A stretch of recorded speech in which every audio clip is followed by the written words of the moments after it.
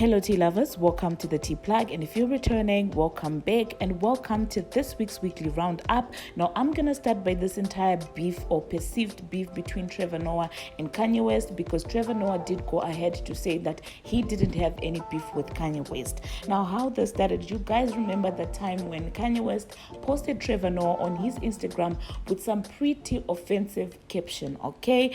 And it seems like Trevor Noah did not exactly take that to heart, because he took to his show to basically say that he doesn't have any beef with Kanye West, since Kanye came out in the open and said that sometimes when he doesn't take his medication, he doesn't exactly know how to control himself. So according to Trevor Noah, what he feels for Kanye West is concern rather than beef. And from what I gathered from what Trevor Noah was trying to say, he was echoing that he feels like the media takes advantage of a mentally unstable person. Like, he feels like, at the end of the day, why are we having a lot of microphones in front of somebody who is suffering, from mental health instability?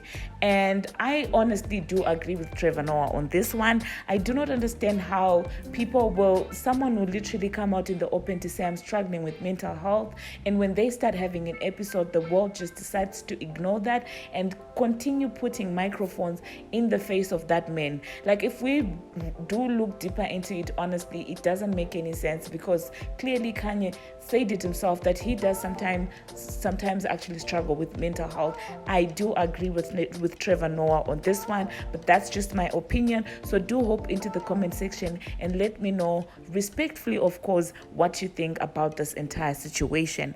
Now the next thing that I'm gonna talk about was, of course, the time when the Migos particularly Takeoff and Offset shook the internet by basically picking Nicki Minaj over Cardi B when asked on Drink Champ who they preferred.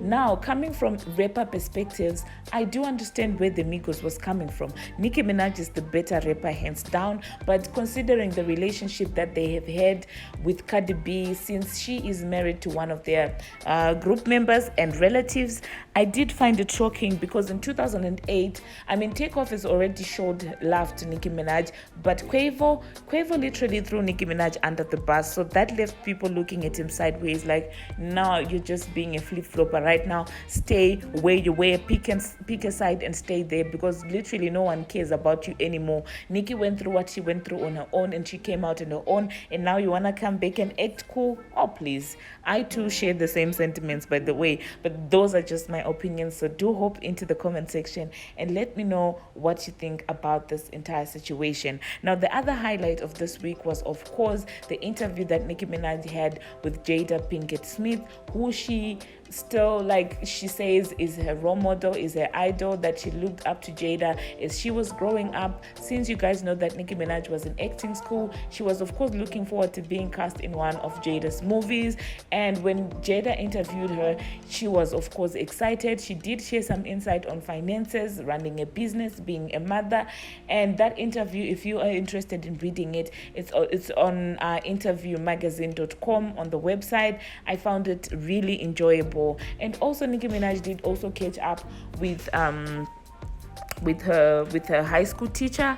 Yeah, I found that really cute as well. There was this entire situation, of course, where Tasha K was being weird and bringing up Megan Thee Stallion and Tiana Taylor on a live that he joined, an Instagram live that actually belongs to Nicki Minaj. And I'm just like, Tasha K can be messy sometimes, and I don't know if she doesn't realize what that does for Nicki Minaj. It does if she doesn't understand what that does for Nicki Minaj, it does make Nicki Minaj look a bit shady.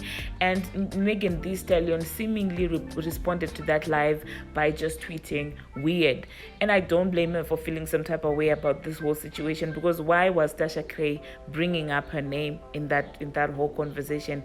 It was not necessary at all, okay?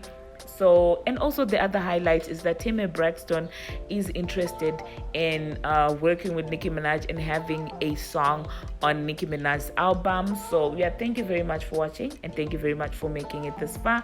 If you haven't already, what are you